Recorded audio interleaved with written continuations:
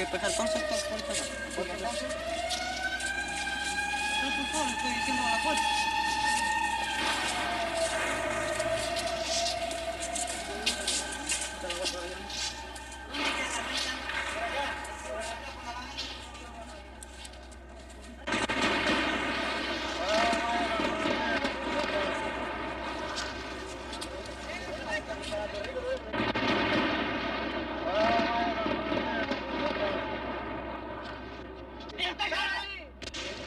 Santiago de Chile, 29 de junio de 1973. Al no poder destituir constitucionalmente al presidente Allende, la estrategia del gobierno norteamericano y la oposición chilena pasa a ser la estrategia del golpe de Estado.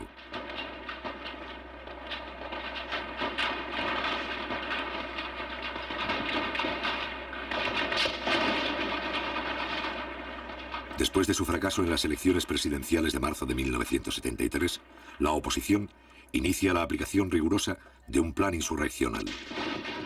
El día 29 de junio, un sector del ejército precipita los acontecimientos. A las 9:10 de la mañana, un solo regimiento ataca el Palacio de Gobierno con 6 tanques y algunos vehículos de transporte.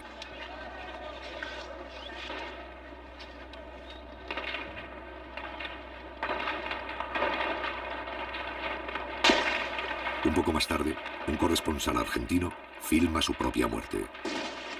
También registra, 2 meses antes del golpe final, la verdadera cara de un sector del ejército chileno.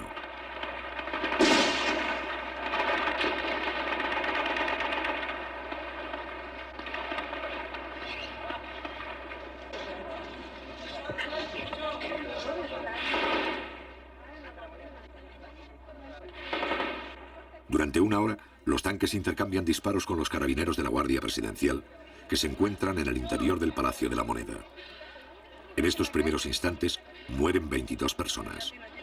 El Parlamento, el Poder Judicial y los partidos opositores guardan silencio.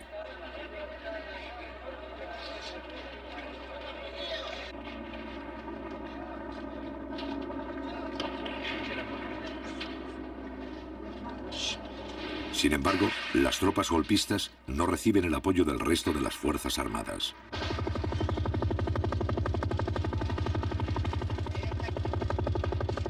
Tal vez considerando que todavía no hay condiciones para el éxito del alzamiento, el resto de la oficialidad no se suma a esta acción. Mientras tanto, las tropas leales inician el primer contraataque para romper el cerco. ¡Cuidado, cuidado, que sale aquí!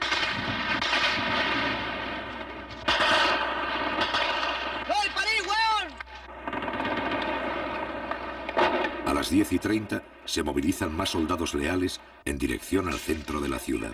Avanzan por la carretera Panamericana Norte hacia la capital 10 vehículos de transportes de tropa del Regimiento de Infantería de la ciudad de San Felipe. La población civil debe guardar calma.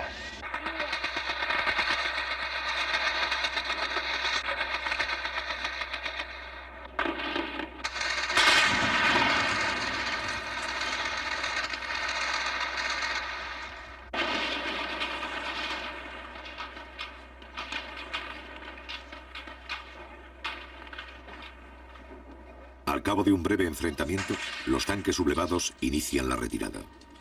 El comandante en jefe del ejército, general Carlos Prats, dirige en persona las operaciones.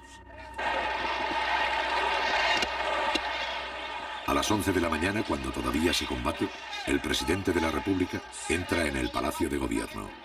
A esa misma hora, llega otra columna de soldados leales, encabezado por el ministro de Defensa, José Toá.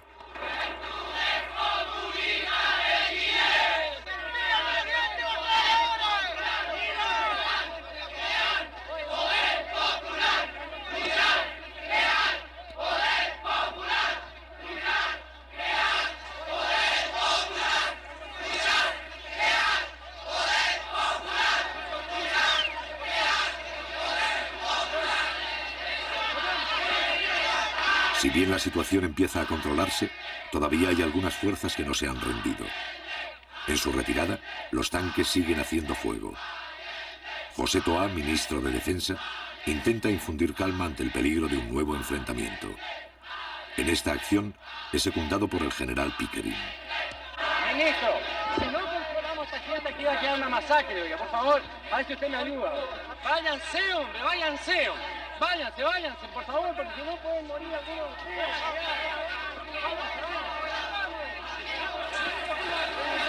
Los generales Pickering, Sepúlveda y Prats encabezan el grupo de oficiales más resueltos en sofocar la asonada. En cambio, otros altos mandos se limitan a permanecer expectantes. Tal es el caso de Augusto Pinochet, más tarde jefe del gobierno militar, que esta vez se suma a las fuerzas leales. A las 11:30 horas, el general Carlos Prats asegura al ministro de Defensa la rendición de los alzados y señala la ubicación de sus propias tropas. Pero en el lado sur de la moneda están las escuelas suboficiales, en el lado norte está el regimiento Will. Pero el general Prats va a considerar indispensable la declaración del estado de sitio para controlar la situación. Hay que declarar el estado de sitio inmediatamente. Porque esta situación de otra manera no se puede controlar.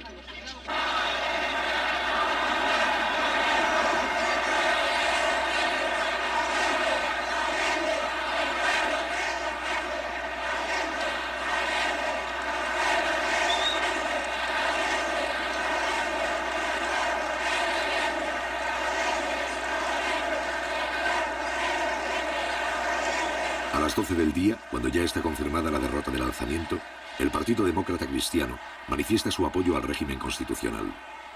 El otro sector de la oposición, el Partido Nacional, se niega a hacer declaraciones, en tanto que la directiva del grupo fascista Patria y Libertad se refugia en la Embajada del Ecuador, confesándose así como los autores del cuartelazo.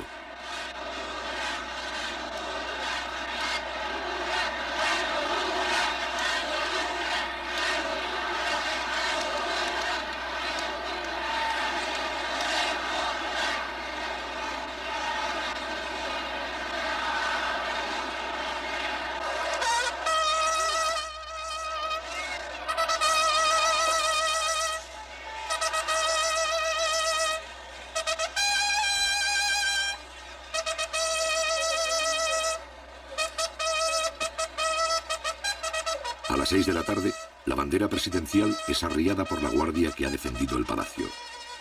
Durante 2 horas, esta compañía, al mando del teniente Pérez, se ha negado a entregar la sede del gobierno. Junto con el general Prats, son los héroes de la jornada.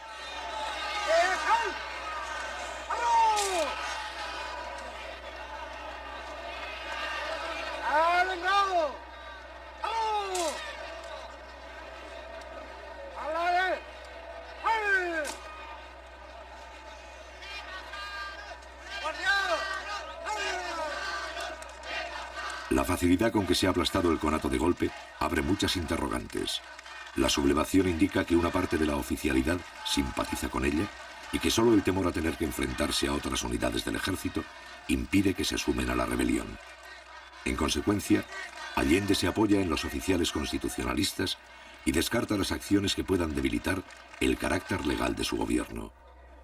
Haremos los cambios revolucionarios en pluralismo, democracia y libertad, lo cual no significa tolerancia contra los antidemócratas, tolerancia con los subversivos, ni tolerancia jamás con los fascistas, camaradas.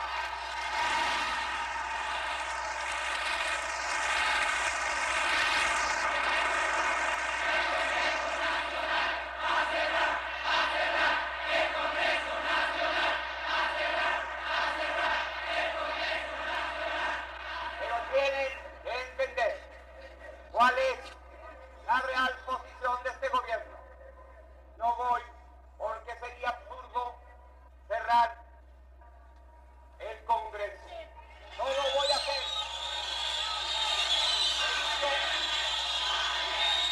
Necesito respeto. Pero si es necesario, enviaré un proyecto de ley para llamar a un plebiscito para que el pueblo se pronuncie.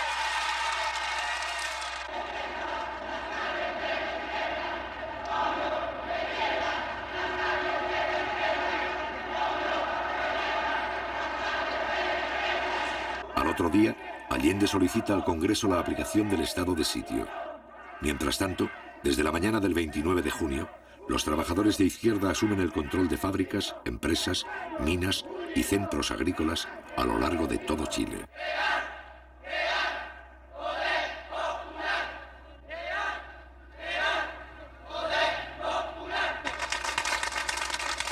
Compañeros, las conclusiones de los 500 trabajadores de fábrica de envase ha sido la siguiente: fortalecer los cordones industriales, fortalecer los consejos comunales, fortalecer la junta de vecinos, fortalecer las CAP, fortalecer todos los organismos vivos de la comunidad, compañeros. Compañeros, nosotros creemos que es necesario aprovechar esta coyuntura para pasar a la ofensiva también en términos de ganar nuevos sectores, ¿no es cierto?, en términos de pasar nuevas industrias al área social. Los trabajadores estamos en nuestro puesto de combate, que es nuestra fuente de trabajo, construyendo los elementos necesarios para defenderlos hasta el último ante cualquier arremetida del fascismo o ante cualquier intentona de otros sectores de las Fuerzas Armadas que intentaran derrocar el gobierno.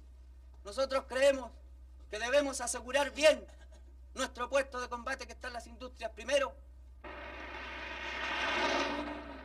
Al mismo tiempo se fortalecen todas las formas de poder popular, en especial los cordones industriales. Cada cordón industrial es una agrupación de fábricas y empresas que coordinan las tareas de los trabajadores de una misma zona.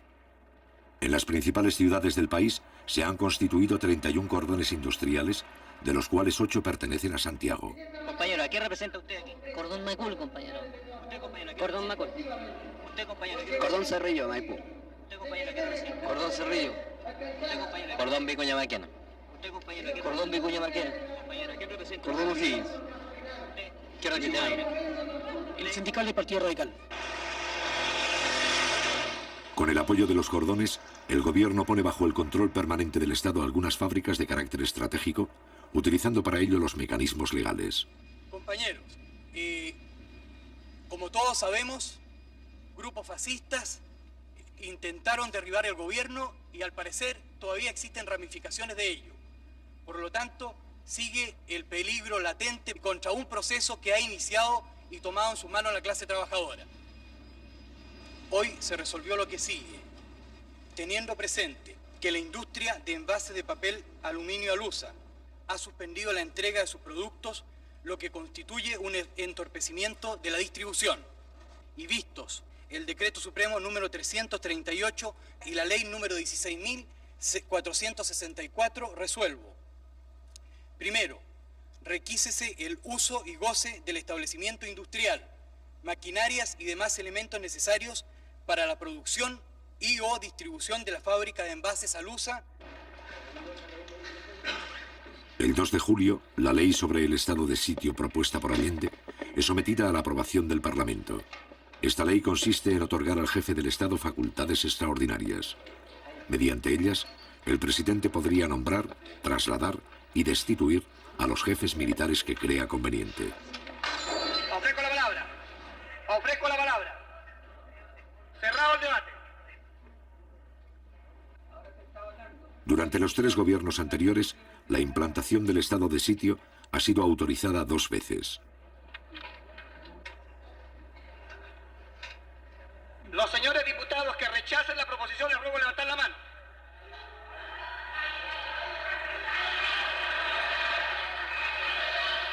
El estado de sitio, principal instrumento legal para afrontar una situación de emergencia, no es autorizado. Resultado de la votación.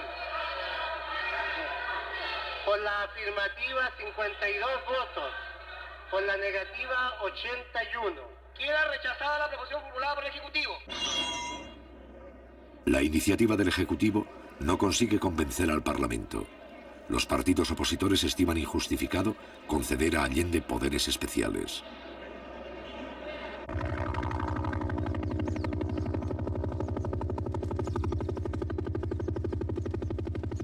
El 2 de julio, el mismo día en que el Congreso rechaza el estado de sitio, la oficialidad de la Armada ordena a sus tropas efectuar un allanamiento en Valparaíso.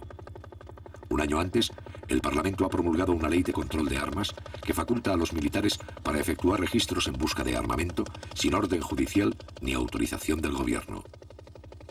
A pesar de la creciente acción terrorista de los grupos de extrema derecha, esta ley hasta ahora nunca había sido puesta en práctica por los militares.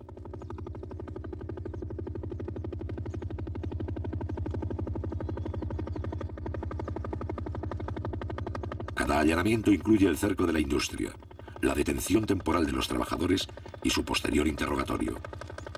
Así, sin salirse de la legalidad, algunos oficiales comienzan a actuar contra los empleados y obreros de las fábricas. En este primer allanamiento no se encuentran armas.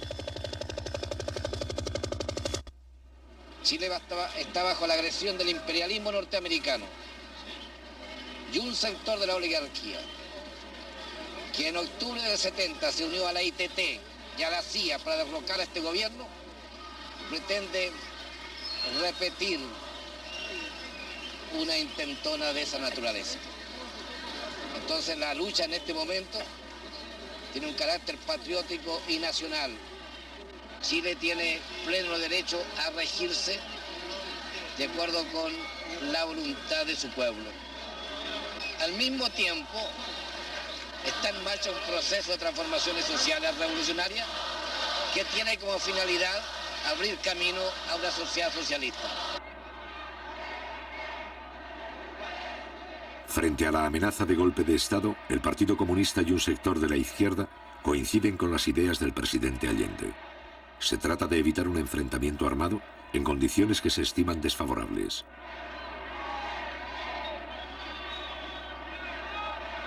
Para ello, este sector plantea apoyarse en los mandos militares que respetan el sistema democrático.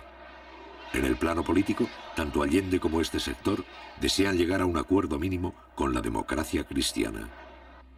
Ellos han desarrollado toda una campaña en estos días. Continúan con su campaña orientada a señalar que se trata, en el caso del gobierno popular, de un gobierno ilegítimo. Yo quiero preguntarle al señor Víctor García Garcena cuál es la opinión del Partido Nacional acerca de los hechos del 29 de junio, del tancazo que culminara con la muerte de más de 20 personas inocentes. Yo quiero preguntarle cuál es su opinión, porque el diario La Tribuna, al día siguiente de este hecho, señalaba que se trataba de un show, porque la Radio Agricultura, durante los momentos en que se desarrollaba el intento faccioso, lanzaba, ¿no es cierto?, al aire consignas tales como: por fin ha llegado el día que tantos chilenos esperaban, por fin las Fuerzas Armadas se han decidido a enfrentar este gobierno totalitario, marxista y los otros epítetos que el partido del señor Víctor García Garcena coloca. Este es un delito político. Este es un atentado en contra de nuestro pueblo, el más grave atentado precisamente contra la democracia y el régimen constitucional que ellos dicen defender de la boca para afuera. Don Víctor García Garcena ya fue encarcelado en una ocasión por el gobierno de la democracia cristiana en 1967 por sus actuaciones sediciosas en nombre del Partido Nacional. Buenas noches, señores telespectadores. Como ustedes pueden ver y han oído, el joven estudiante me ha emplazado a mí diciéndome que soy sedicioso. Óiganlo bien, pero mírenlo a él y mírenme a mí. Miren esa vida y miren la mía. Yo no sé cómo no se han caído las cámaras de vergüenza. Esta es la pura verdad. El que dedicó su vida a la revolución, el que no ha hecho otra cosa nada más que revolución, frente a un hombre que durante 35 años ejerció su profesión, que fue 25 años profesor de la universidad, que se ha ganado él su vida con su esfuerzo. El joven estudiante me emplaza y dice: miren al sedicioso. Es decir, simplemente, como es ridículo, voy a ir a otras cosas. No funciona el régimen sin virtudes republicanas. Ese es mi pensamiento. Todo el mundo lo conoce y así lo he practicado. Yo no condeno a los desesperados. Yo no condeno a la gente que hoy día, al pobre camionero pisoteado que toma una piedra. No condeno tampoco a la gente que reclama y que se alza. No soy partidario, ni he sido nunca, de ningún alzamiento. No soy partidario de los golpes ni de las aventuras, pero hoy día comprendo y entiendo cómo un país entero no puede vivir tranquilo cuando sus más apremiosas necesidades, como lo acaba de reconocer ella como dueña de casa, no pueden ser satisfechas. Se ha retratado de cuerpo entero. Ha mostrado el rostro sedicioso, el rostro golpista del Partido Nacional. Y señora Anzieta, aquí está el principal riesgo al régimen constitucional y a la democracia que usted dice defender. El señor Víctor García Garcena, y ustedes lo escucharon, señores telespectadores, acaba de decir que él no condena el alzamiento del 29 de junio, materializado por una unidad traidora, sin duda, a la limpia tradición de nuestras Fuerzas Armadas. no condena el asesinato de más de 22 personas. No lo condena, al revés. No ha tenido aquí, eso sí, la suficiente franqueza para decir que lo aplaude, como lo aplaudió su radio, la Radio Sociedad Nacional de Agricultura, como lo aplaudió su diario, el diario La Tribuna, que al día siguiente dijo que era un autogolpe, un show montado por el gobierno de la Unidad Popular. Y repítalo aquí, señor Víctor García. No he dicho que he apoyado el alzamiento, no me tergiverse porque eso no lo admito. Pronúnciese claramente. Sí, acabo de pronunciarme claramente y no le voy a hacer más caso. Quiero que explicarle a ustedes, señores telespectadores, que nuestro sistema es el sistema no de odio de clases, ni de lucha de nada. Es lo que se llama la integración nacional. Eso es lo que perseguimos.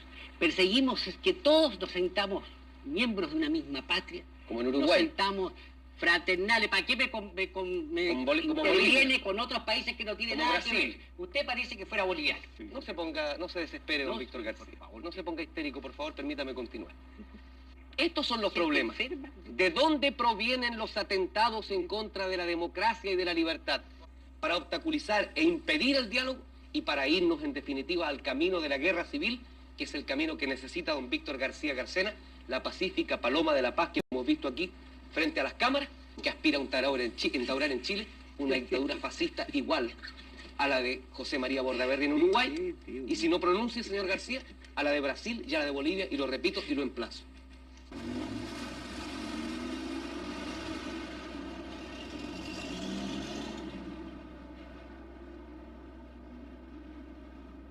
El día 5 de julio, Salvador Allende forma un nuevo gabinete para acometer la crisis y crear condiciones favorables para un diálogo con la democracia cristiana.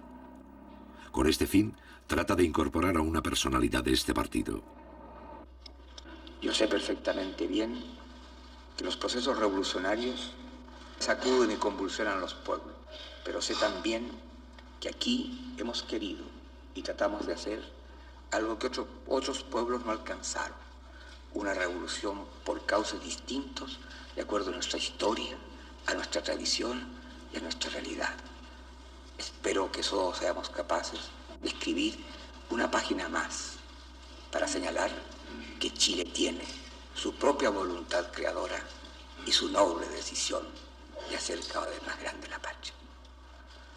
Luego tomar juramento de estilo.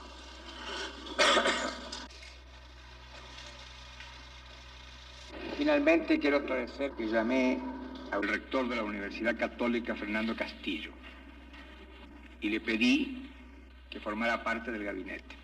Lamentablemente tenías compromisos que yo respetaba. Respeté entonces las razones y a pesar de muy buena disposición, no pude contar con la colaboración de Fernando Castillo. Sé sí que contará el país con su colaboración en cualquier circunstancia.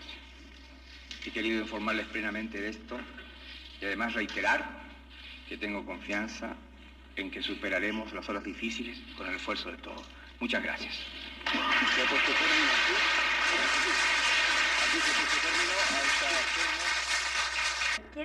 ¿Por qué se produce esta ruptura que no es la deseada ni por el gobierno? A mi juicio porque la Unidad Popular, cuando plantea programas, proyectos para Chile, que pudieran tener realmente y significar la acumulación de intereses hacia ese objetivo, la Unidad Popular primero plantea a ver quiénes estarán supuestamente en oposición a esto. Los busca con cabo de vela por todas partes, hasta buscar todos los enemigos posibles y después plantearlo como una minoría. Cuando yo creo que los grandes planteamientos de transformación de nuestra sociedad son planteamientos que, bien lanzados como mensaje, buscando todos aquellos que puedan confluir como una fuerza realmente creciente hacia los objetivos de Chile, es lo que es la más fundamental obligación de un gobierno. Pero bajo la influencia de su ala más tradicional, el Partido Demócrata Cristiano no desea por el momento dialogar con el gobierno. Aún así, tanto Allende como un sector de la izquierda y de la propia democracia cristiana continuarán los esfuerzos para iniciar un diálogo que modifique la correlación de fuerzas ante un posible golpe de Estado. Tenemos, compañeros, hacer un llamado a la sensatez y al patriotismo de los sectores de la democracia cristiana que piensan con su propia cabeza y que no siguen los dictados del Pentágono, de la CIA, de los Yarur o de los Duni Edwards, para que se opongan con toda su fuerza en la base del pueblo, en los sindicatos, en todas partes, a la ofensiva fascista, a la ofensiva reaccionaria. Porque si el fascismo, compañeros, lograra vencer, no le preguntarían al obrero del pobre si es comunista, si es mapucista, si es socialista o si es demócrata cristiano para reprimirlo.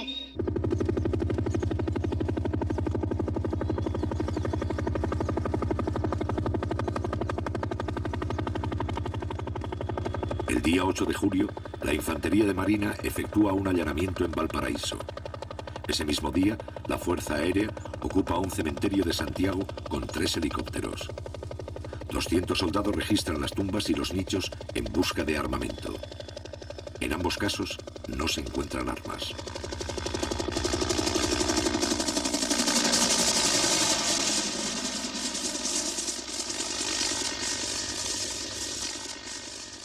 Ya es una cosa ya del otro mundo, se puede decir lo que están haciendo estos momios.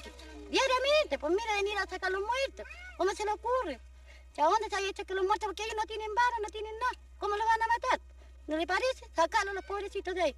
De ahí un hueso se le tira quizás a dónde para que lo hubieran muerto a ellos. Así que mañana pasado, en la misma noche, lo mandan a aviones listos. Los matan a todos y como somos indefensos, aquí nos quedamos. Pues. ¿Y habría que armar al pueblo entonces? Por supuesto, claro. Y eso es lo que tiene que hacer el gobierno. Y ya lo más pronto. Al gobierno, porque si no lo hacemos nosotros, imposible que... Nosotros somos la fuerza de él. Porque por él, o sea, él está de presidente por nosotros, porque nosotros lo sacamos. No ellos, porque los ricos jamás van a tirar para nosotros. Y todo lo que tenemos nosotros ahora lo tenemos por el gobierno de ahora. Porque nosotros nunca habíamos tenido nada. Así que, ¿cómo no va a estar agradecido uno del gobierno? Eso es lo que hay que hacerle entender a alguna gente que todavía está errada. ¿Eh? Tienen su mente media extraviada y no me atrevo.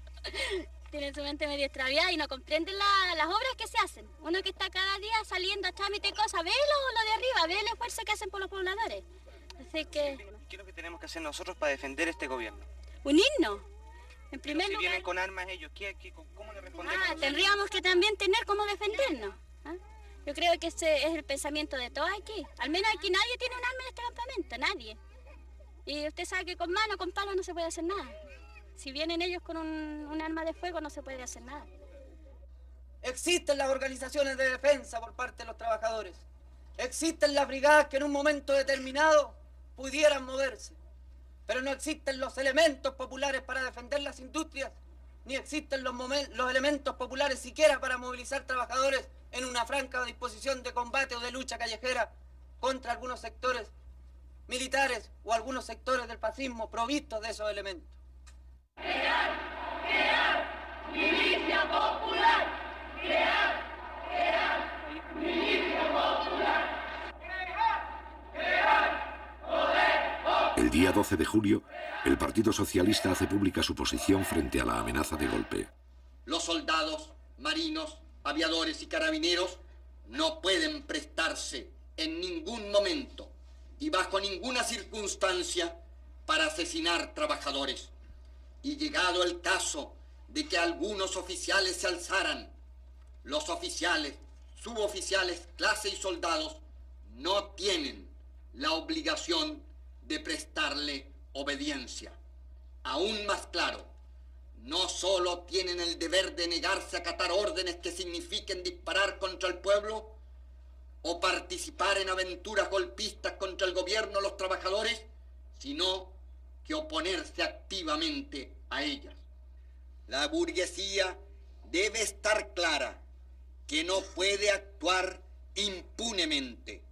A cada acción subversiva, a cada atentado contra Chile y su gobierno, los trabajadores responderán invariablemente utilizando todos los métodos y con todos los recursos que sea necesario. Nuestro partido piensa de que la toma de empresas, fábricas, fondos, es una respuesta legítima de la clase obrera y de los trabajadores a la actitud sediciosa y golpista de la derecha. Hemos dicho de que la reacción debe pensar cada uno de sus pasos. Sobre la posición del partido frente a estos allanamientos que hacen los militares de nuestra industria a la búsqueda de armas, que considero que es una forma ofensiva hacia la clase, porque considero que los trabajadores, si en algún momento se hubiesen armado, es para defender a su gobierno, el gobierno de los trabajadores.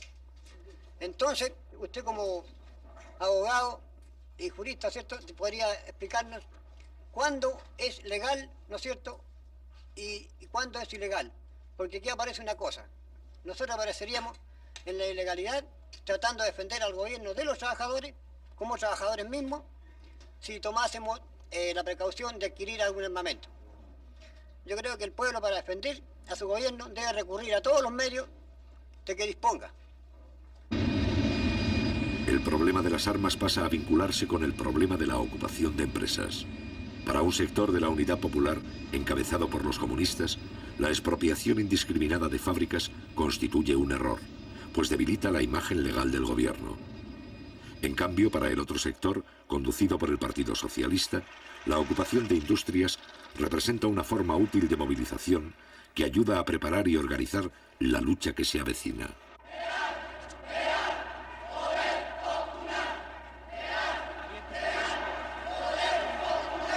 Este sector afirma que el choque armado con la derecha es inevitable y que la única forma de encarar un golpe es con la organización de las masas, fortaleciendo el poder popular, en especial los cordones industriales.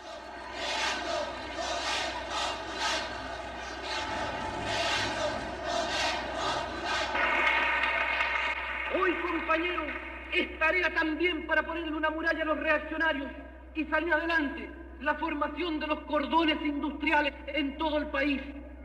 Se trata, compañeros, que los dirigentes sindicales nuestros tomen esa tarea como una tarea prioritaria de ellos, que se conecten compañeros de otras empresas, que en sus sindicatos planteen a los otros dirigentes la necesidad de vincularse con los compañeros de la otra cuadra, con los compañeros de más allá.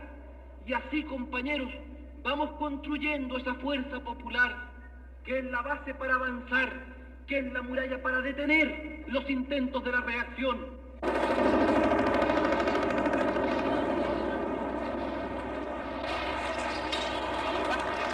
El 19 de julio, el regimiento Arauco ocupa la central de trabajadores en la ciudad de Osorno.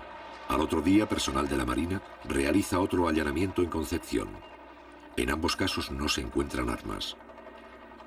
El 12 de julio, el movimiento de izquierda revolucionaria, MIR, desde fuera de la Unidad Popular, plantea sus posiciones.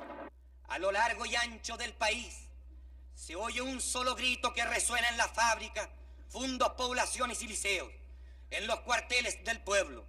El llamado a crear, fortalecer y multiplicar el poder popular, el poder de los comandos comunales, el poder de los obreros y los campesinos. Los revolucionarios y los trabajadores deben de inmediato extender las tomas de fábricas y fundos, multiplicar las tareas de defensa, impulsar el poder popular como gobierno local autónomo de los poderes del Estado.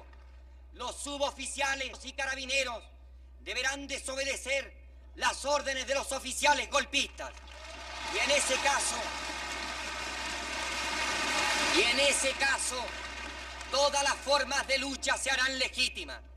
Entonces, sí que será cierto que los trabajadores, con los soldados, los marineros, los carabineros, los suboficiales y los oficiales antigolpistas, tendrán el derecho a construir su propio ejército, el ejército del pueblo.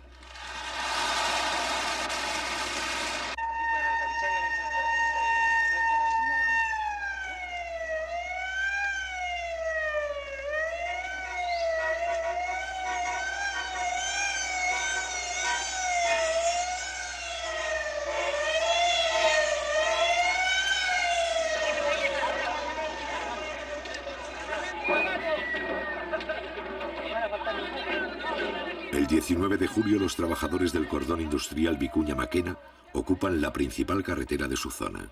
¿A qué se debe la toma de la carretera? Esto se debe, compañero, en apoyo a los compañeros que fueron desalojados de Inmetal. ¿Va a venir alguna autoridad de gobierno para acá? Eso es lo que estamos esperando, compañero, que venga una autoridad y solucione el problema de estos compañeros. Un día antes, los obreros del cordón Cerrillos han realizado una acción similar. La protesta de este sector de trabajadores se dirige contra los intentos del gobierno de devolver algunas industrias para facilitar así un posible acuerdo mínimo con la democracia cristiana. Las contradicciones de la izquierda sobre la estrategia a seguir para detener el golpe estallan públicamente. A las 11:30, el prefecto de la policía ordena despejar el camino.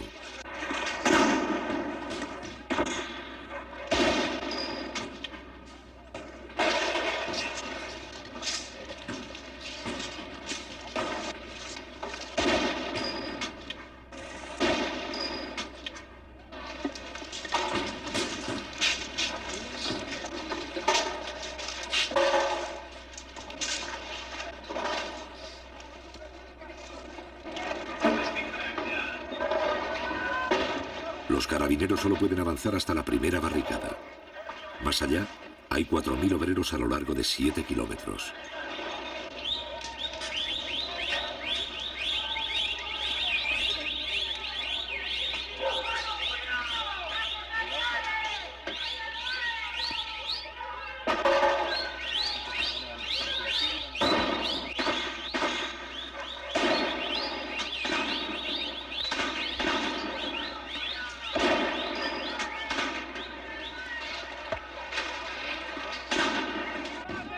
Por el hecho de que están transando, el gobierno está transando. ¿Quieren volver en presa? Los carabineros los van a desalojar. A las 11:45 llega el intendente de Santiago, funcionario de la Unidad Popular y máxima autoridad de la provincia. Su misión consiste en disolver el enfrentamiento. Después de escuchar a los obreros, el intendente Julio Estuardo anula las órdenes de las fuerzas antidisturbios.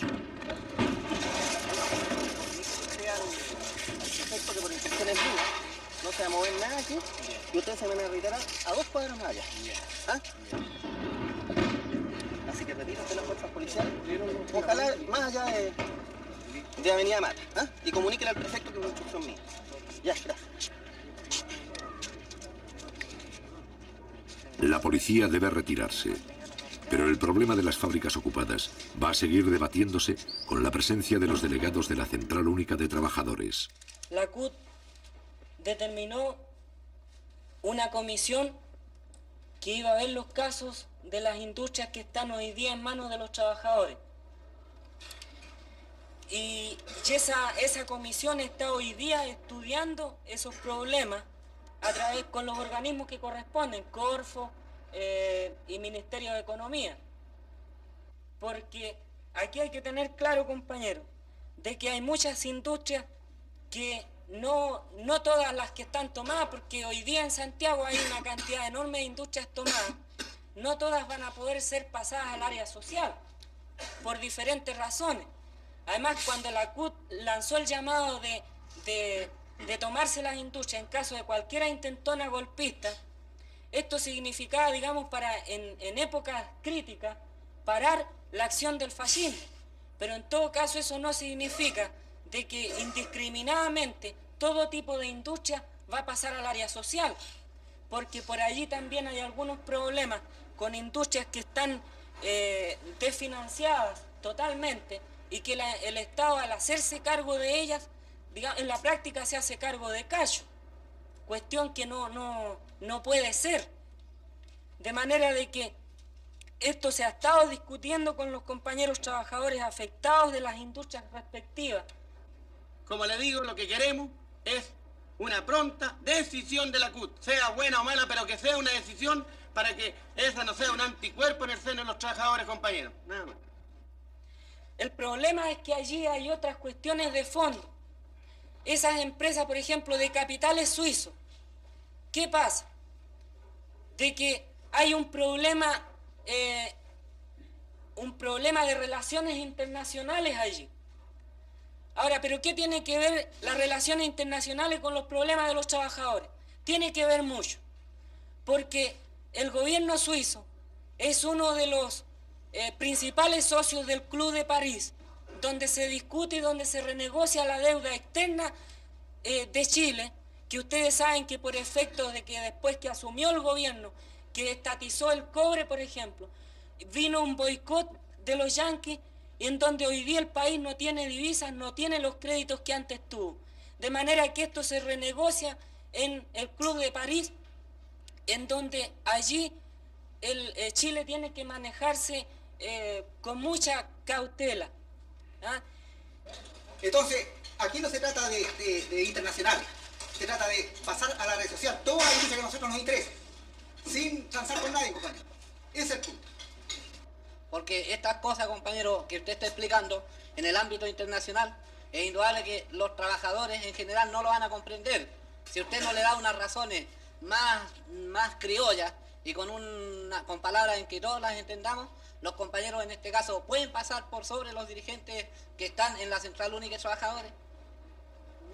¿Le puedo responder también a eso? O sea, también hay respuestas, si pudiéramos decir, más criollas, más chilenas. Porque hoy día, ustedes saben, compañeros, de que nosotros, la clase obrera, a través de este gobierno hemos ganado una parte del poder, pero no hemos ganado todo el poder.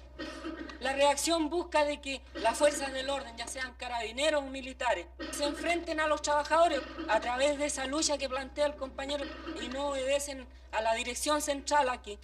Se toman justicia por sus manos y se enfrentan a los carabineros, se enfrentan a los milicos y después entonces se acusa al gobierno de que aquí hay indisciplina, de que no hay autoridad y estamos a un paso de que se acuse constitucionalmente al presidente de la República, porque eso es lo que quieren.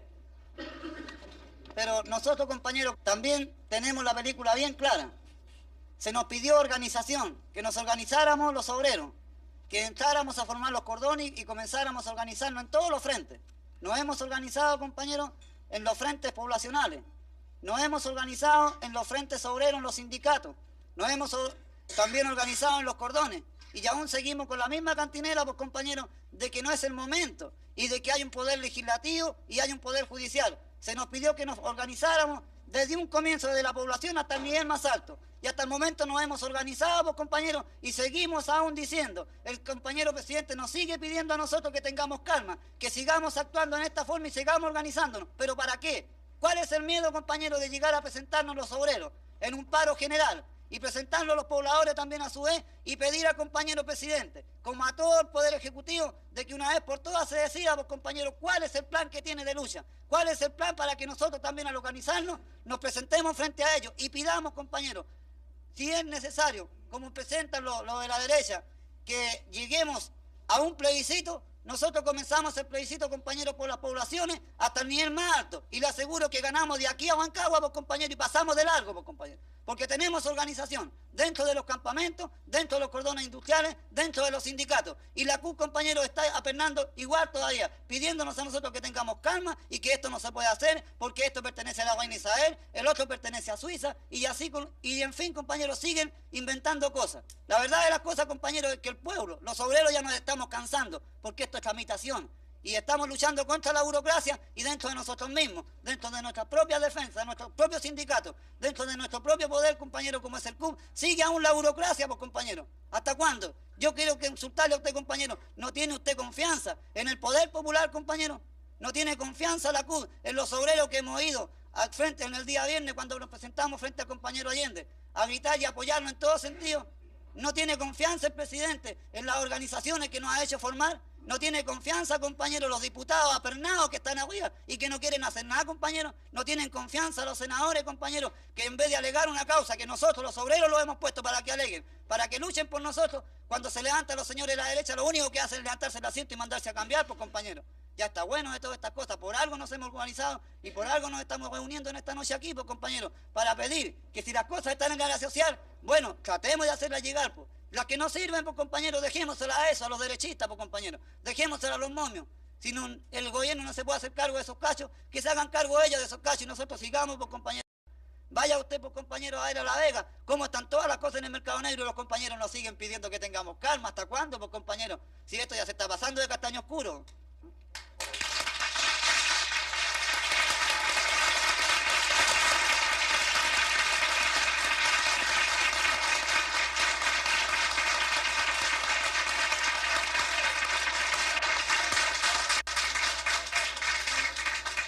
¿Acaso ustedes no saben la composición de clase que existe hoy día en las Fuerzas Armadas, compañeros? ¿No saben ustedes que la mayoría de la oficialidad están por el golpe? Porque aquí, compañeros, aquí el poder no solamente se logra con la buena organización, está la buena organización, pero también tenemos que tener algún peso que contrapese el real poder que tiene la reacción en este momento. Y por eso que estamos hablando en la Central Única de los comités de protección. ¿Y qué es lo que son los comités de protección? Comités de protección de las industrias, de la producción y también comités de protección para la guerra, pues compañeros. Son cuestiones que no se pueden hablar así y de entrar a dar detalles porque no podemos caer en esos errores.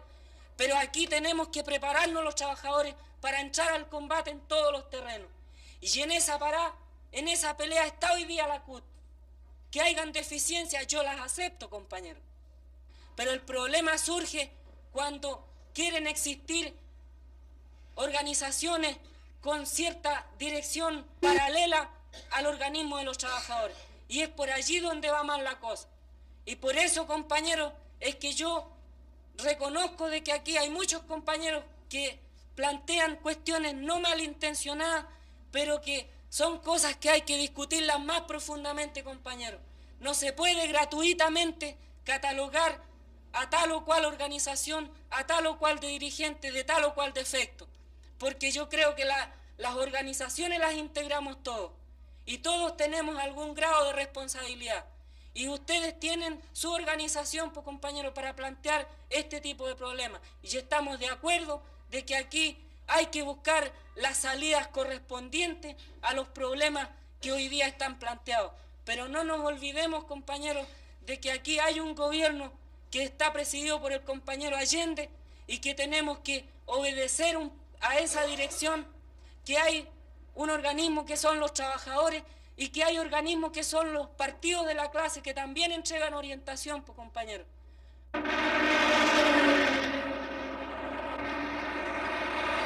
El día 19 de julio, la Escuela de Infantería allana una fábrica en el pueblo de San Bernardo. Sin excepción, todos los sectores de la izquierda reconocen la necesidad de preparar la defensa armada del gobierno. Pero la falta de dirección única impide la formulación de un plan conjunto.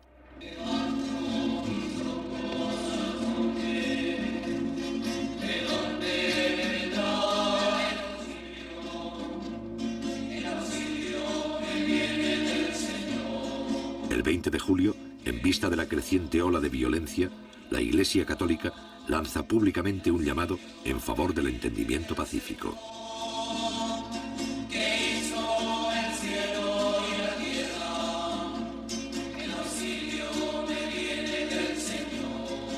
Esta campaña, encabezada por el cardenal Silva Enríquez, culmina con la celebración en todo el país de misas por la paz. Por los representantes del pueblo que ejercen los poderes públicos del Estado, que su competencia, acentuada por la sabiduría y la prudencia que vienen de Dios, los haga estar siempre al servicio de la patria para auténtico bien de las comunidades. Roguemos al Señor. Que escuche la oración de abogados. Por los ciudadanos de nuestra patria, para que en la diversidad de opiniones y preferencias, Dios ilumine nuestras conciencias, apacigüe las pasiones, domine los rencores partidistas, de modo que prevalezca el bien común de los chilenos. Roguemos al Señor.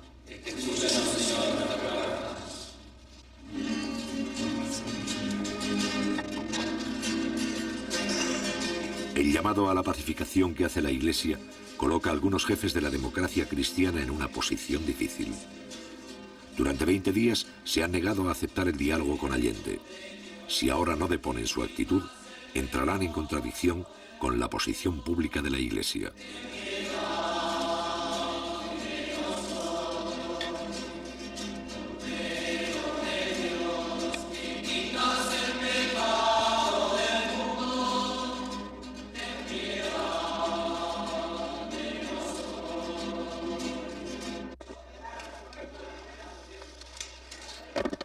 Días después, Patricio Aylwin, más tarde presidente de Chile, y Osvaldo Holguín, jefes máximos de la democracia cristiana, llegan al Palacio de Gobierno para entrevistarse con el primer mandatario.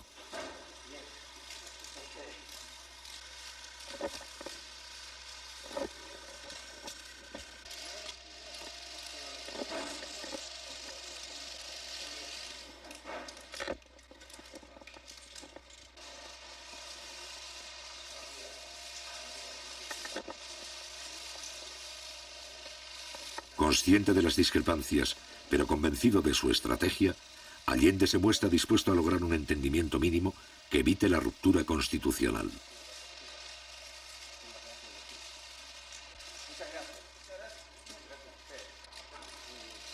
La posibilidad de un cierto acuerdo entre Allende y la cúpula demócrata cristiana causa una profunda inquietud entre los adversarios más irreconciliables del gobierno.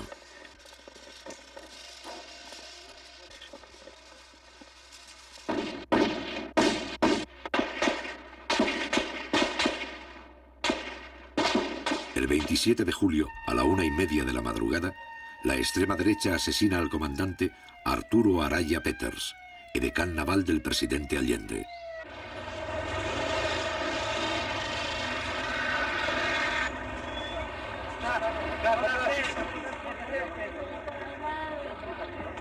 La violencia alcanza a un oficial directamente vinculado al presidente de la República, justo en el momento en que la democracia cristiana acepta dialogar con Allende.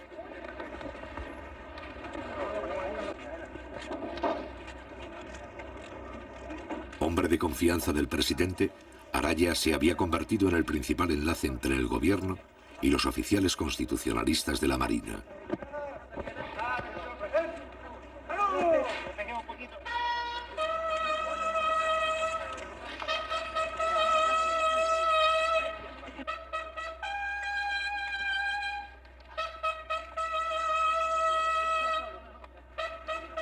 El mismo día 27, los restos del edecán se llevan al Palacio de la Moneda. Posteriormente se trasladan a Valparaíso, para ser enterrados con honores militares.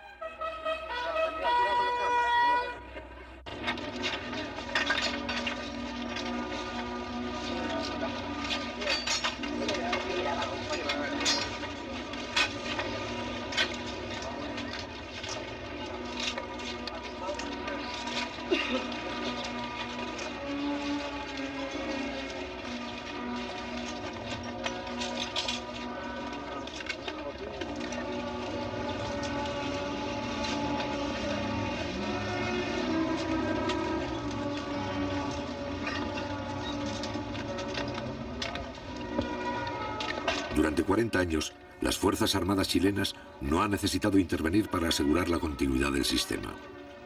Sin embargo, a mediados de 1973, cuando el régimen corre peligro de ser sobrepasado por el proceso revolucionario, la mayoría de los oficiales parece dispuesta a intervenir.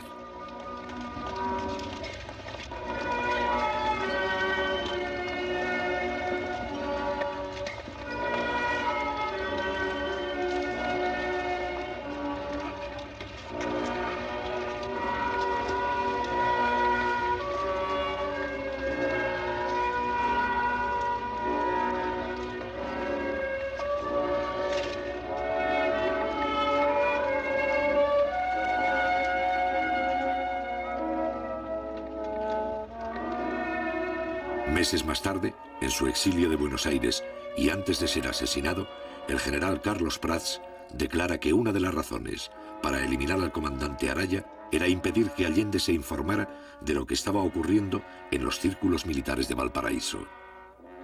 Es aquí donde un sector de la oficialidad empieza a planificar el golpe de Estado con la asesoría del gobierno norteamericano.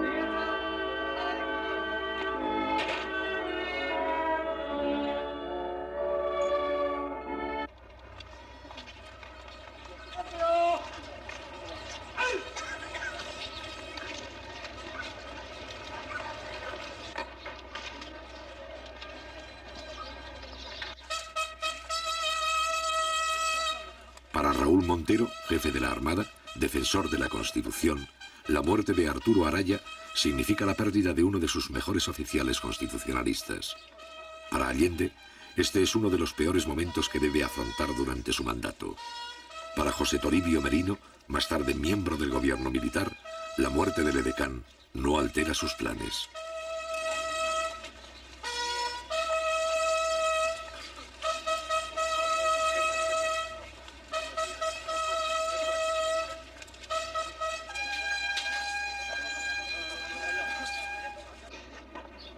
Han despedido los restos del comandante Arturo Araya Peters, el señor comandante en jefe de la Armada Nacional, almirante Raúl Montero Cornejo, y también el que fue su compañero de curso, capitán de navío Guillermo Aldonay Hanson. Aquí en el camposanto del Cerro Cárcel rinden honores 2 secciones de la Escuela de Submarinos y la banda de la Escuela de Armamentos. Brillante fue la trayectoria por las filas de la Armada del comandante capitán de navío Arturo Araya Peters, Su Excelencia el Presidente de la República, doctor Salvador Allende, ministros de Estado, los jefes de las Fuerzas Armadas.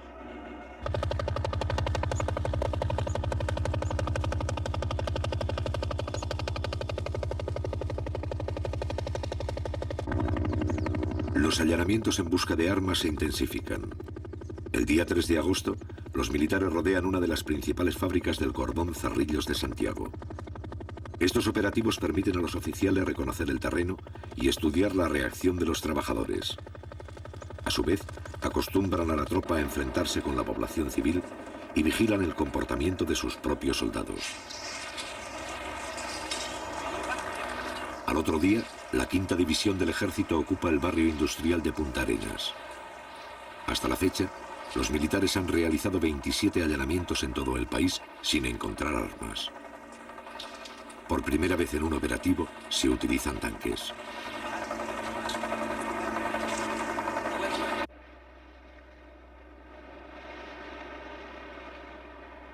Durante esta semana, los empresarios del transporte declaran un paro por tiempo indefinido. Con esta huelga, la extrema derecha desea precipitar el caos económico y sabotear el diálogo del jefe de Estado con la democracia cristiana. Los empresarios concentran sus vehículos en determinados puntos estratégicos para dar la impresión de fuerza y mantener la cohesión interna. Según revelaciones posteriores del New York Times, los huelguistas son financiados con $5 millones que provienen de la Agencia Central de Inteligencia, CIA. Cada uno de los 35.000 empresarios recibe $4 diarios al cambio del mercado negro.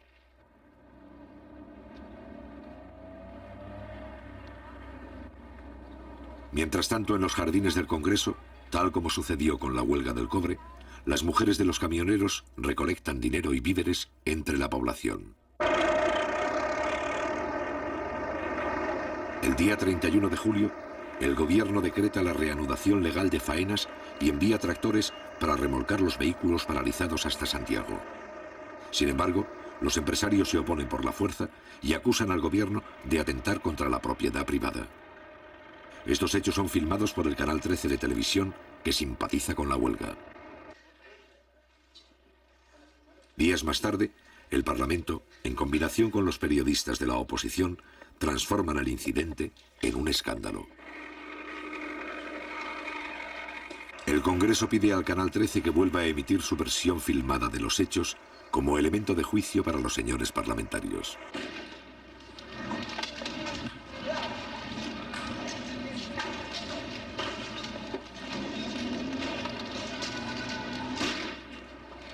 Avalando el reportaje, los parlamentarios consiguen retransmitir estas imágenes al público varias veces, presentándolas como un documento de carácter oficial. Esto pone de manifiesto el poder de la oposición en los medios informativos, así como la libertad de expresión que tolera el gobierno. El bloque opositor controla el Canal 13, primera sintonía de Santiago, así como el 75% de las radios y el 70% de la prensa escrita. En este caso, la incautación de los camiones sirve para alimentar una campaña de desprestigio gubernamental.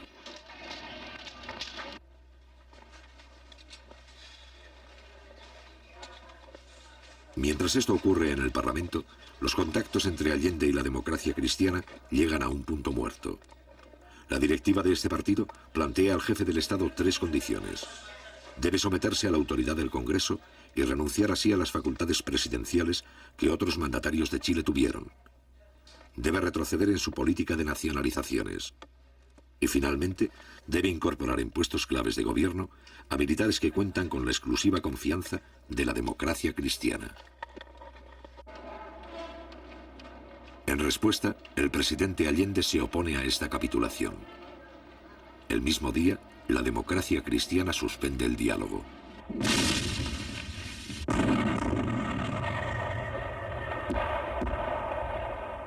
Interrumpido el diálogo, toda la oposición se suma a la escalada antigubernamental.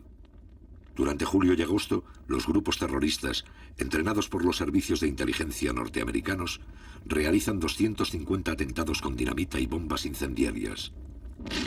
Ante el creciente vacío de autoridad, Allende logra el apoyo de los comandantes en jefe de las Fuerzas Armadas y consigue que los militares acepten compartir responsabilidades frente a la situación. Un país no puede vivir sometido a la amenaza de desalmado. Las calles de Santiago fueron sembradas ayer por publicaciones como esta. Ahí habría que preguntarse quién las paga, dónde se imprimen, cuáles son las empresas que se prestan para que se atente contra la vida nacional, contra el gobierno, contra el país. 8 medidas para arrocar al gobierno. Con esa impudicia se está actuando.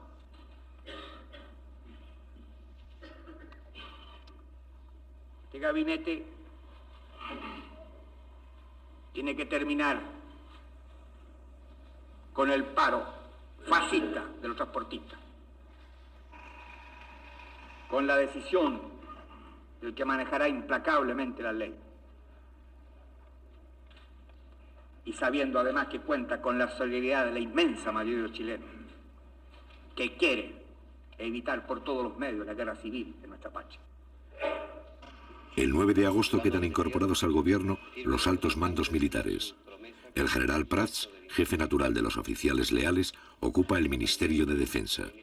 El mando del ejército recae interinamente en el general Pinochet, también considerado constitucionalista. Este nuevo gabinete es recibido con discrepancias por la mayoría de los políticos. La derecha lo rechaza. La democracia cristiana muestra división de opiniones. La izquierda duda. Solo 2 días más tarde, los partidos comunista y socialista apoyan la decisión de Allende. Muchas gracias. Ha terminado el acto.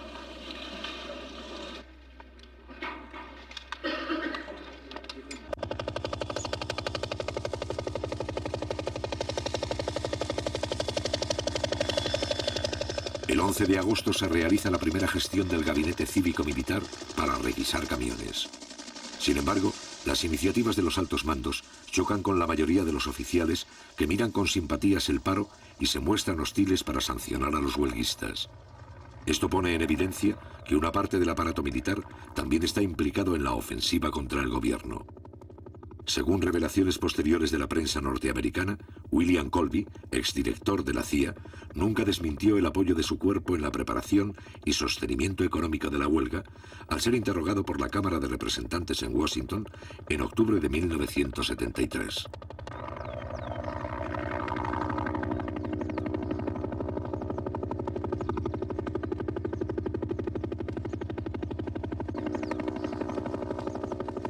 El 12 de agosto, el Partido Demócrata Cristiano declara oficialmente su apoyo a la huelga. En las fábricas, las materias primas comienzan a disminuir y en el campo escasean las semillas. En estas circunstancias, el gabinete cívico-militar ha fracasado.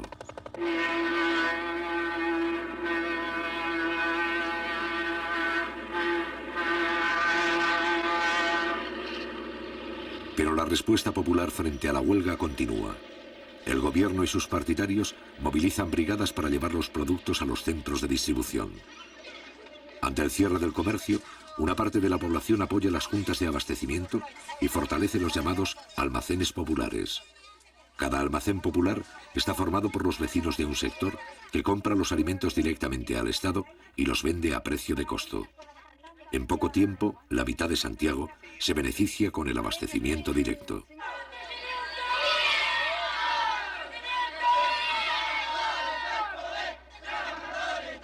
En algunos barrios, los cordones industriales envían piquetes de obreros para vigilar la distribución y abrir los comercios cerrados.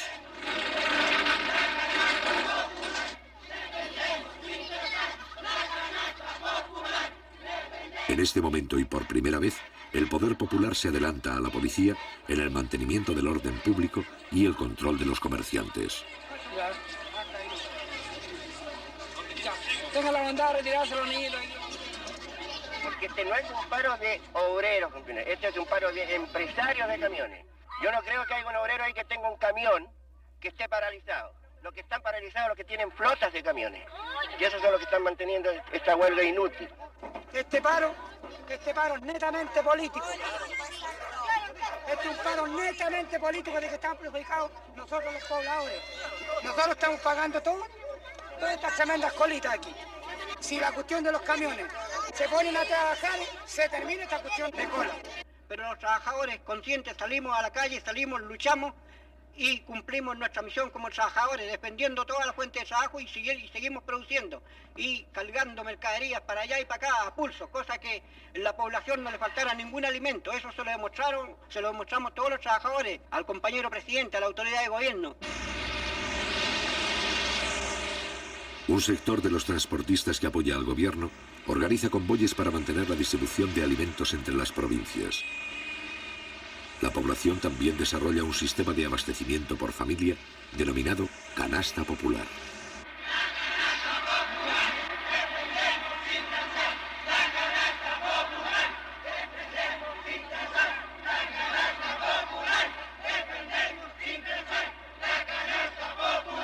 ¿Qué opina usted de la actitud del gobierno frente a la crisis que estamos viviendo? La actitud del gobierno, compañero, tiene que muñequear, porque si usted fuera gobierno tendría que hacer lo mismo, compañero. Porque el gobierno tiene que bailar en la cuerda floja muchas veces.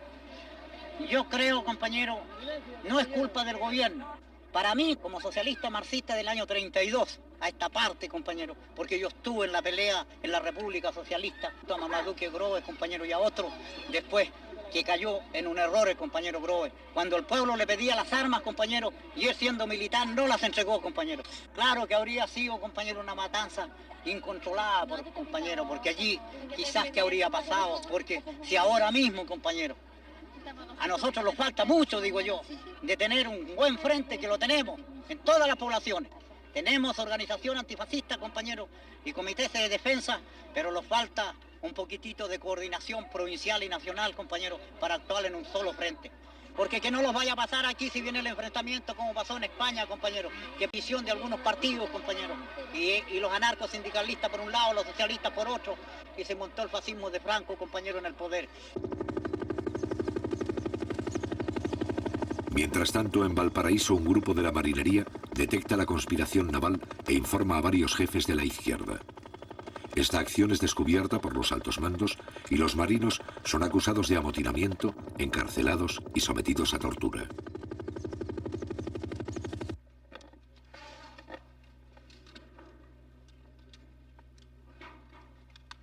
Mediante un acuerdo en la Cámara de Diputados, la oposición rompe definitivamente el 22 de agosto con el régimen constitucional. Este acuerdo, sin fuerza legal, señala que el gobierno estaría quebrantando la Constitución y representa un abierto llamado a la intervención militar. Aprobada por mayoría simple, esta declaración justifica la rebelión castrense y concede legitimidad al golpe de Estado.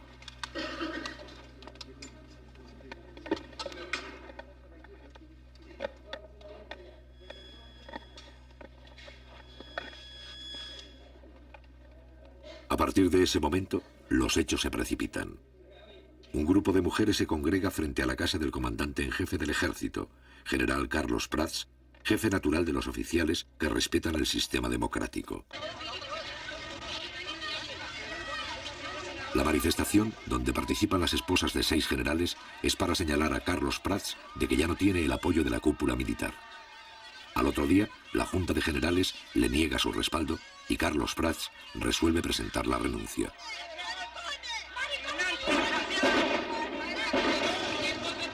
También renuncian los generales Pickering y Sepúlveda, los principales mandos leales. Augusto Pinochet, que aparece como un militar profesional y respetuoso de la Constitución, se convierte en el nuevo comandante en jefe.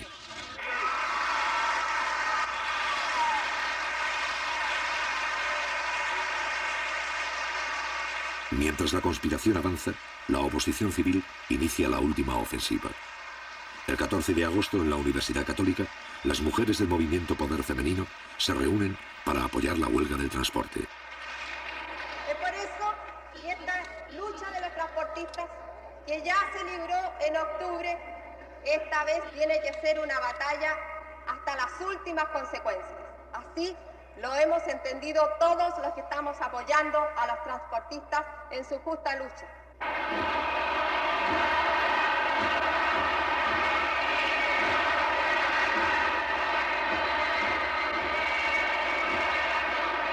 Días más tarde, los adversarios del gobierno piden la renuncia del propio jefe de Estado. Casi 3 años de guerra económica han permitido a la Casa Blanca y la oposición interna ganar un importante sector de la clase media. Es aquí donde los oficiales rebeldes encuentran la base de apoyo social para la continuación de sus planes.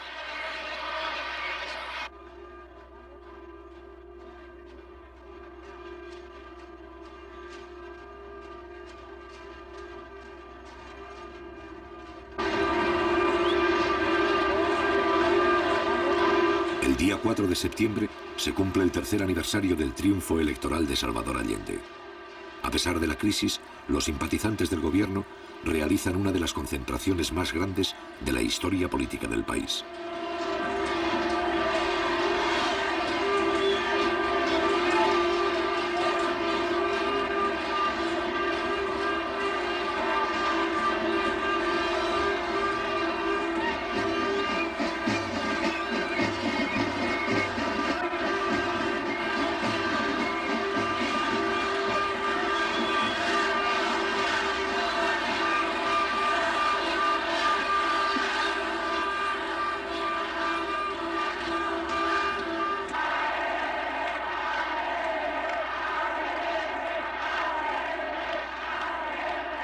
A partir de las 5 de la tarde, más de 800.000 personas desfilan ante el presidente de la República.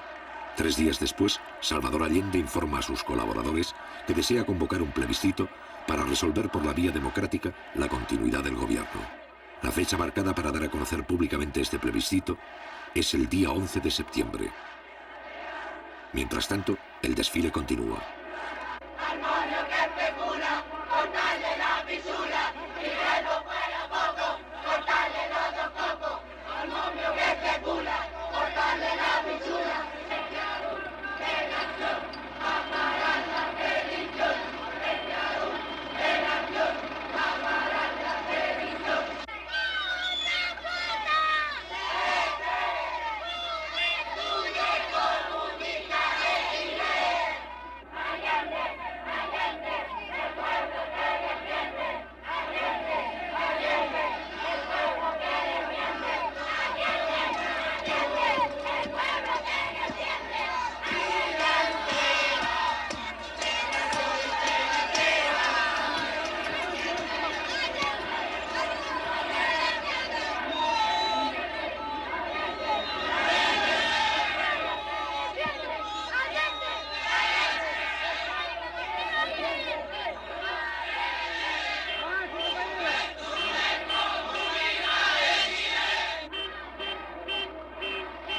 ¡Fuerza, presidente!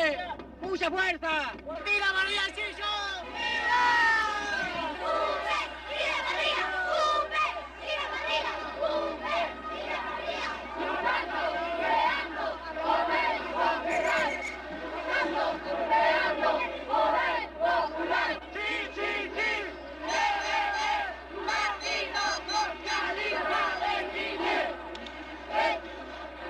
Socialista,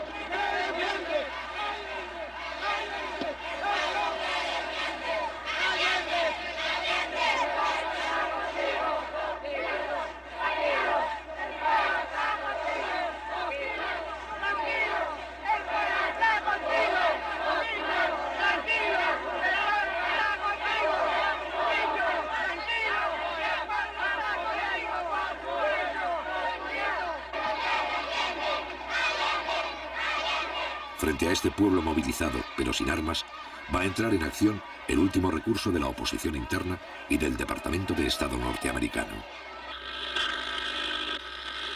Les habla el presidente de la República, desde el Palacio de la Moneda. Informaciones consignadas señalan que un sector de la marinería habría aislado Valparaíso y que la ciudad estaría ocupada. En todo caso, yo estoy aquí, en el Palacio del Gobierno, y me quedaré aquí defendiendo el gobierno que represento por la voluntad del pueblo.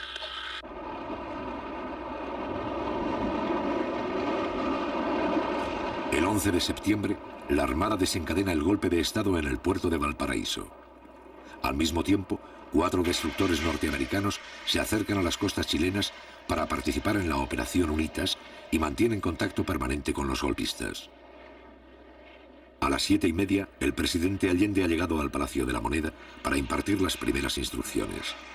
La situación es crítica al no existir un plan conjunto para la defensa armada del gobierno. Durante la madrugada, la mayoría de los oficiales constitucionalistas han sido neutralizados.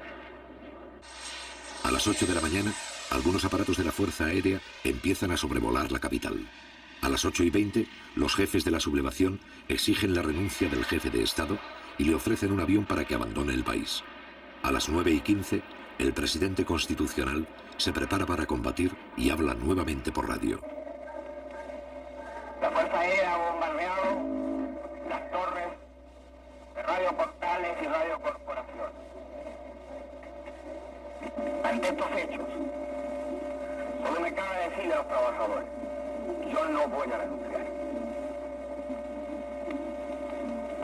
Colocado en un tránsito histórico, pagaré con mi vida la lealtad del pueblo. La historia es nuestra y la hacen los pueblos. ¡Viva Chile! ¡Viva el pueblo! ¡Vivan los trabajadores!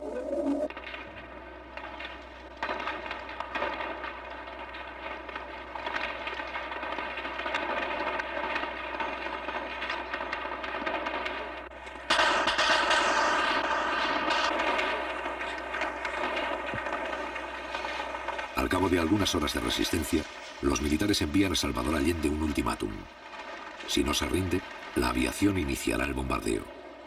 Ante estos hechos, el primer mandatario deja en libertad de acción a la guardia del palacio, quienes hacen abandono del edificio. Junto al presidente Allende, que rechaza la rendición, permanecen 40 combatientes civiles dispuestos a enfrentar el ataque.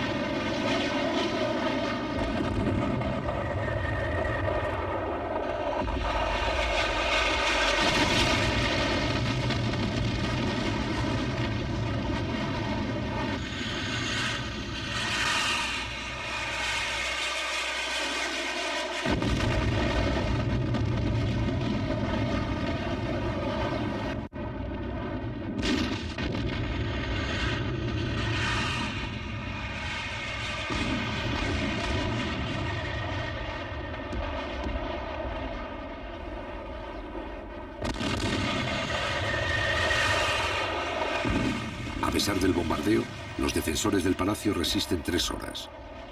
Al mismo tiempo, se producen pequeños combates en varios lugares de Santiago y provincias. A las 2:15 de la tarde, el presidente Allende muere en La Moneda. A las 9 de la noche, los jefes de la sublevación se presentan públicamente al país. Las Fuerzas Armadas y de Orden han actuado en el día de hoy solo bajo la inspiración patriótica de sacar al país del caos que en forma aguda lo estaba precipitando el gobierno marxista de Salvador Allende. La Junta mantendrá el poder judicial y la asesoría de la Contraloría. Las cámaras quedarán en receso hasta nueva orden. Eso es todo.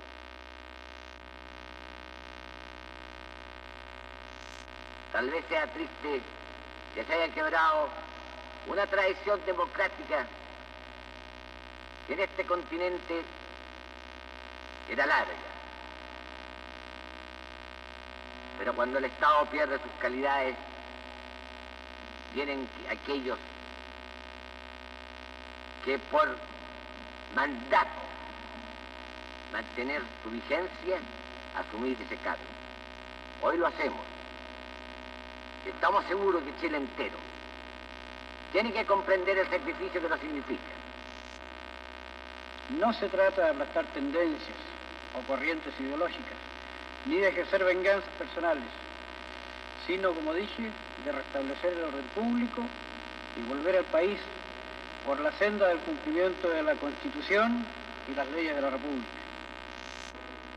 Después de 3 años de soportar el cáncer marxista que nos llevó a un descalabro económico, moral y social que no se podía seguir tolerando por los sagrados intereses de la patria, nos hemos visto obligados a asumir la triste y dolorosa misión que hemos acometido. No tenemos miedo.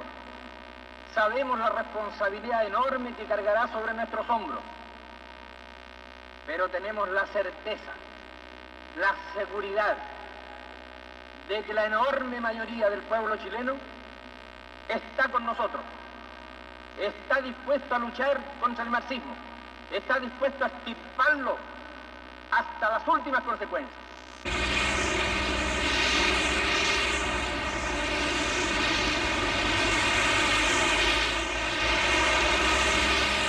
A partir del 11 de septiembre, todos los recursos del ejército chileno son utilizados para reprimir el movimiento popular con la complacencia del gobierno norteamericano. La primera resistencia armada ofrecida por algunos cordones industriales, poblaciones, minas y centros agrícolas es aplastada rápidamente en lucha desigual.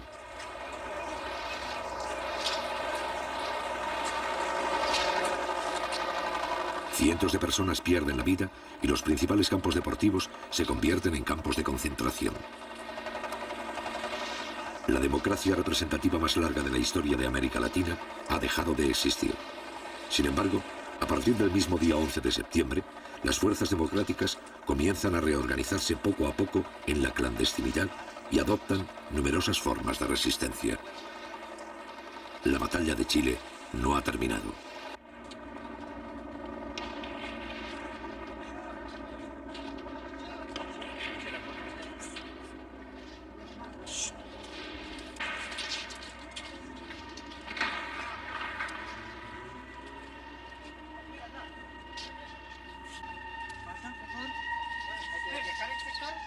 ¿Qué pegar todo el sector? ¿Por qué? Estoy diciendo a la puerta.